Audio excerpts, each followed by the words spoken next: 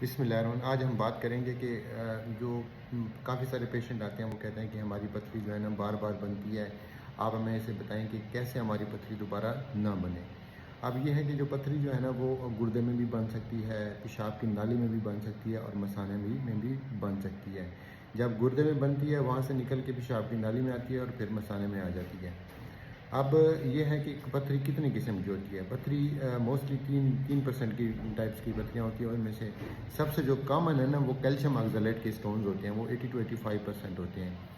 और जो दूसरे होते हैं वो यूरिक एसिड स्टोन्स होते हैं, 8 to 10% तक यूरिक एसिड स्टोन्स होते हैं। और तीसरे जो होते हैं वो होते हैं हमारे पास वाइट स्टोन्स होते हैं, जो इन्फेक्शियस स्टोन्स होते हैं या जिनको हम ट्रिपल फास्फेट भी कह सकते हैं।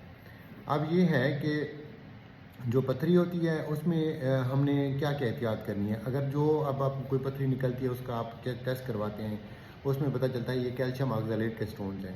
अब कुछ लोग ऐसे करते हैं कि कैल्शियम को ना बंद कर देते हैं, हालांकि कैल्शियम ऑक्सलेट स्टोन्स में कैल्शियम का कोई रोल नहीं है।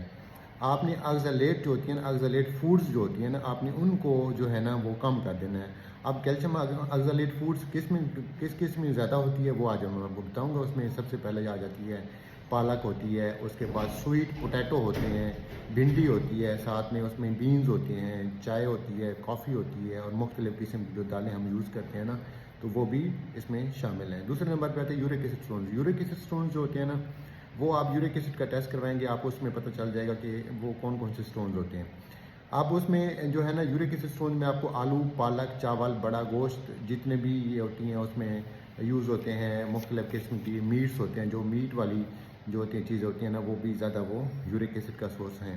इसी तरह से नॉन वेजिटेबल्स होती हैं, नॉन वेज जो फूड्स होते हैं वो भी इसमें यूरिक एसिड में शामिल हैं। और जो तीसरे टाइप से होते हैं वो स्टोराइट होते हैं, जो इन्फेक्शियस स्टोन्स होते हैं, वो उस टाइम बनते हैं जब पेशाब का बार बार पेशाब का इन्फेक्शन होता है, तो उसकी वजह से भी वो बन जाती हैं, जिनको हम स्टोराइट या इन्फेक्शियस स्टोन्स कह सकते हैं। अब करना क्या चाहिए उसमें, ये है कि आपको ज़्यादा से ज़्यादा जो है ना आपने ज़्यादा लेना है, पानी का ज़्यादा इस्तेमाल, प्लेंटी ऑफ लिक्विड्स लेना है आपने। कम से कम 2 से ढाई लीटर पानी पिए डेली, तो आपके स्टोन नहीं बनेंगे।